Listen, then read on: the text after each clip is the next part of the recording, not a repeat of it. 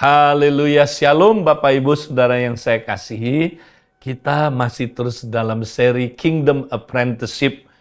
Nah, Saudara, minggu lalu kita sudah belajar, Saudara, ya, bahwa kita itu adalah pemagangnya Kristus.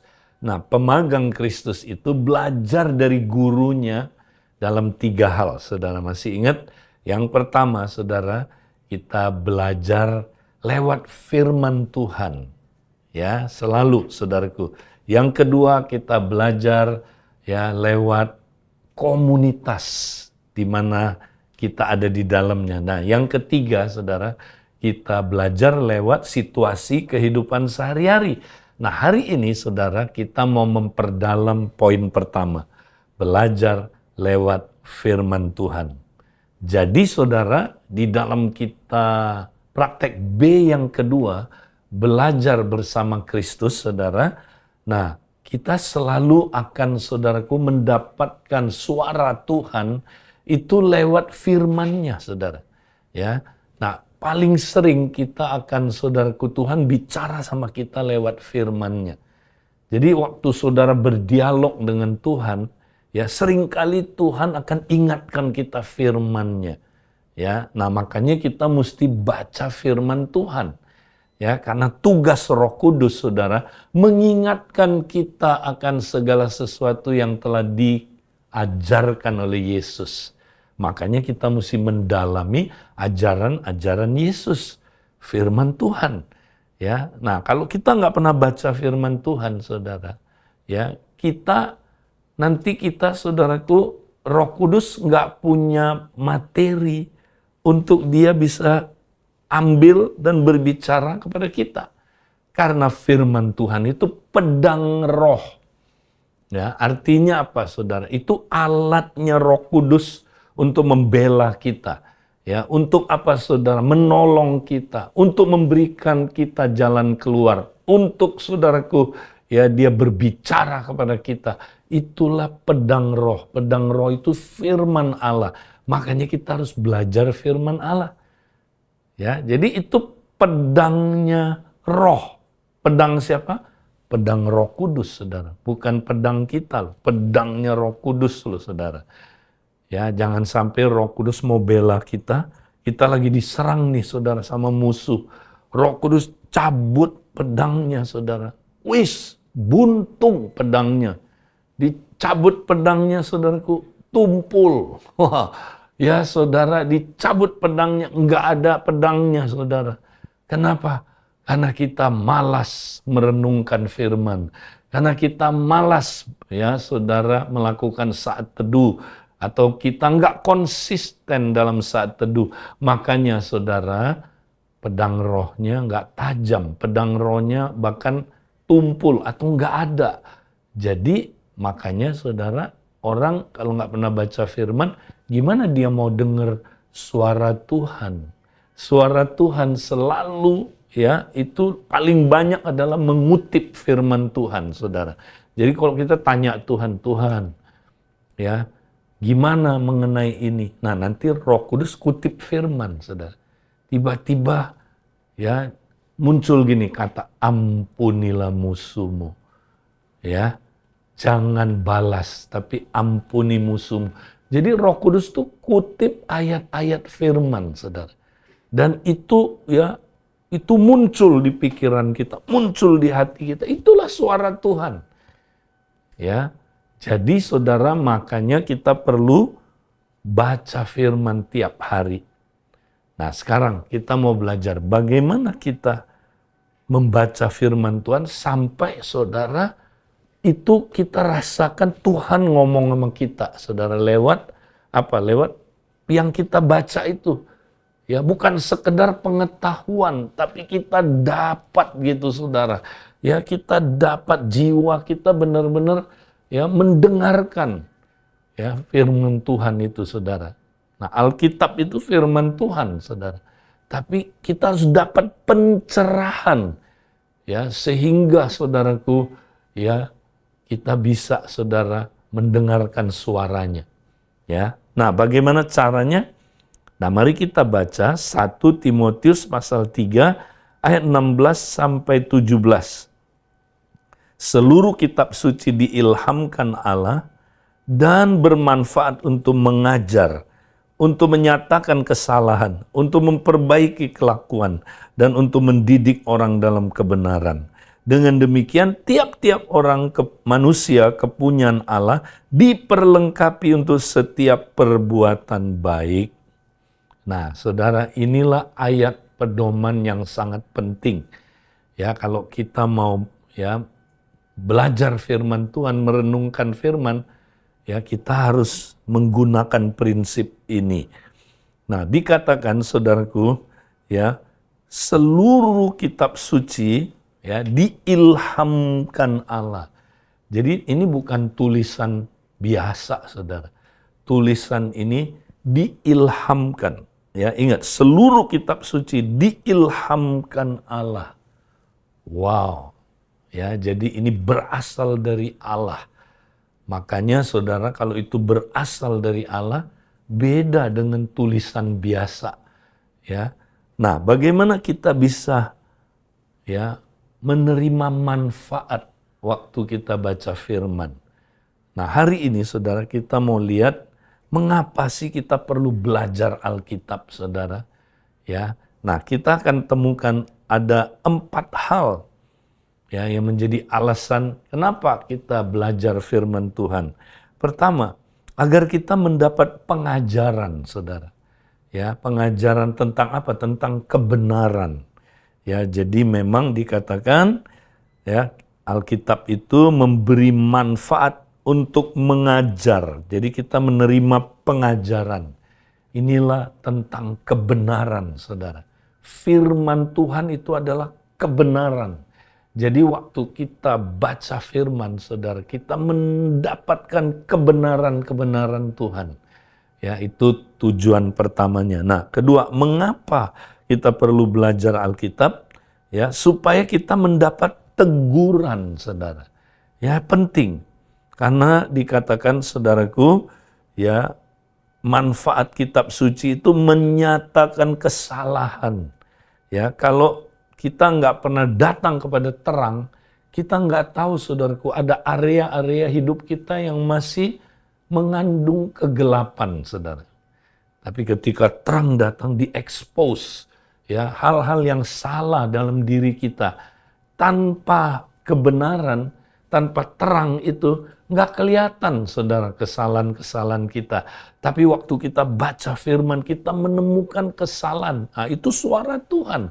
Tuhan kasih tahu kita, saudara, ya, tentang kesalahan-kesalahan kita. Nah, jadi kita ditegur Tuhan, ya.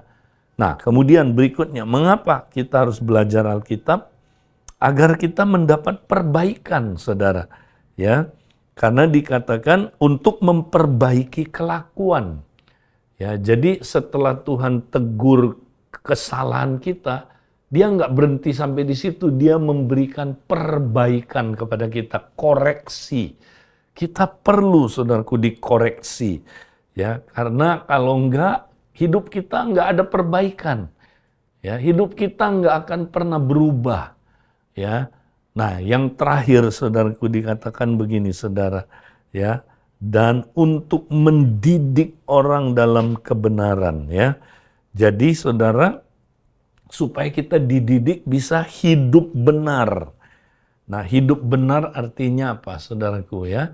Ini adalah kebenaran yang di hati menurut standarnya Allah. Ya, itu kebenaran yang kita mesti cari terus. Carilah dahulu kebenaran. Ya, itu carilah dahulu kerajaan Allah dan kebenarannya. Nah, ini sama, saudara. Kebenaran, kita harus hidup benar terus. Ya. Jadi kita, ya, kalau kita nggak hidup benar, saudara, kita nggak bisa berkenan kepada Tuhan, saudara. Nah, kita mesti terus, saudaraku, hidup benar. Nah, inilah, saudaraku, alasan-alasan, saudaraku, yang Tuhan mau, saudaraku, kita temukan ya dengan belajar dalam Alkitab. Nah, kemudian nggak boleh berhenti sampai di situ, saudara. Ya, katanya dengan demikian tiap-tiap manusia kepunyaan Allah diperlengkapi untuk setiap perbuatan baik. Ya, jadi saudara, Tuhan katakan setiap perbuatan baik kita ya itu perlu diperlengkapi ya dari firman Tuhan, saudara. Supaya kita, saudaraku, bisa jadi pelaku-pelaku firman ya, dan kita, saudaraku, ya melakukan perbuatan-perbuatan baik ini, saudara. Nah, inilah buah-buah kehidupan serupa dengan Kristus. Ya, kita nggak bisa berubah serupa Kristus kalau kita nggak diperlengkapi oleh firman Tuhan tiap hari. Nah, karena itu, saudara, kita nggak boleh berhenti sampai ya kita hanya tadi apa, saudara, ya menerima kebenaran, ya kita, saudaraku, mendapatkan teguran, perbaikan, ya untuk hidup benar. Tapi, saudara, ya kita mesti sampai kepada aplikasi. Ya, kita mau jadi pelaku firman. Apa aplikasinya? Ya, apa yang menjadi rencana saya hari itu? Nah, saudara, tulis rencana yang kita mau lakukan harus jelas, ya, terukur, dapat dilaksanakan, saudara. Jadi mesti apa? Ya, jelas, terukur, dan bisa dilaksanakan, saudara. Ya, misalnya kalau kita menemukan ya aplikasinya, jangan gini, saudara. Misalnya ya saudara tulis saya mau misalnya saudara merenungkan firman. Nah, itu masih umum, saudara. Misalnya saya mau tiap hari merenungkan firman Tuhan ya 5 menit ya 3 ayat minimal misalnya, saudara. Nah, itu apa? Aplikasi yang jelas, terukur, dapat dilaksanakan. Ya, lalu nggak usah jauh-jauh dulu, saudara. Aplikasinya hari itu. Hari itu apa yang saudara mau lakukan supaya saudara bisa mulai menjadi pelaku firman. Ya, misalnya gini, saudara. Seringkali kita baca firman, kita baru hari itu udah lupa, ya kan? Gimana mau praktek udah lupa. Kalau saya tulis begini, saya mau 3 kali merenungkan renungan yang saya buat ini. Jadi 3 kali, ya. Kalau Pak Yosua, ya dia berkata dia pakai alarm. Pagi habis renungan, berapa jam kemudian dia ingat lagi, oh saya mesti renungkan firman ini, ya. Kemudian makan siang, kasih alarm, oh saya mesti merenungkan. Sore, saya mesti merenungkan. Jadi ingat, saudara, kita jadi pelaku firman, ya. Nah, lalu yang terakhir, saudara, ini sangat penting, ya. Di dalam kita melakukan proses, ya, merenungkan firman atau belajar firman itu, saudara, ini kunci yang sangat penting yang orang suka lupa. Yaitu kita mesti melakukannya di hadirat Kristus. Kita mesti melakukannya, saudaraku, sambil berjalan bersama Kristus, saudara. Ya, nah ini penting. Saya bacakan ayatnya. Yohanes 5:39-40. Kamu menyelidiki kitab-kitab suci, sebab kamu menyangka bahwa olehnya kamu mempunyai hidup yang kekal. Tetapi walaupun kitab-kitab suci itu memberi kesaksian tentang aku, namun kamu tidak mau datang kepadaku untuk memperoleh hidup itu. Nah, ayat ini bilang, saudara, orang-orang Farisi, orang-orang Yahudi zaman itu, ahli-ahli Taurat, ya mereka menyelidiki kitab-kitab suci. Oh, rajin ya, belajar firman, saudara, belajar Alkitab. Sebab kamu menyangka bahwa olehnya kamu mempunyai hidup yang kekal. Ya, karena orang Yahudi pikir kalau baca Alkitab nanti memperoleh hidup yang kekal. Tetapi walaupun kitab-kitab suci itu memberi kesaksian tentang aku, padahal kitab suci itu, saudara, bersaksi tentang siapa Yesus itu. Ya, tentang Yesus itu apalagi ya sudah datang waktu itu Saudara sebagai Mesias. Namun kamu tidak mau datang kepadaku untuk memperoleh hidup itu. Jadi mereka baca Alkitab tanpa mau datang kepada Yesus ya yang dinubuatkan oleh Alkitab itu Saudara. Ya.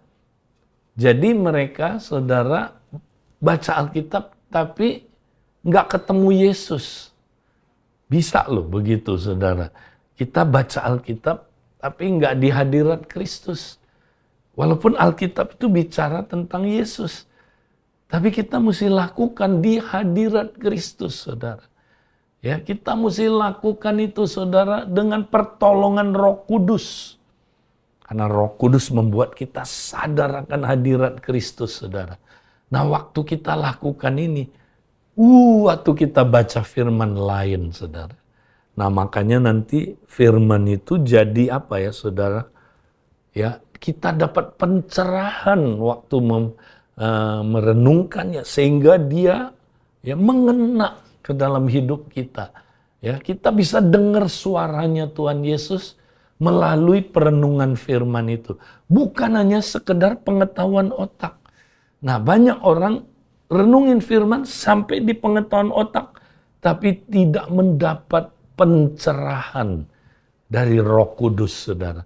Maukah Saudara ketika membaca firman Tuhan, sampai Saudara bisa mendengar ya suaranya, sampai Saudara mendapat pencerahan, ya bukan hanya pengetahuan otak. Nah, itu lakukanlah prinsip-prinsip ini. Tuhan memberkati kita, Saudara.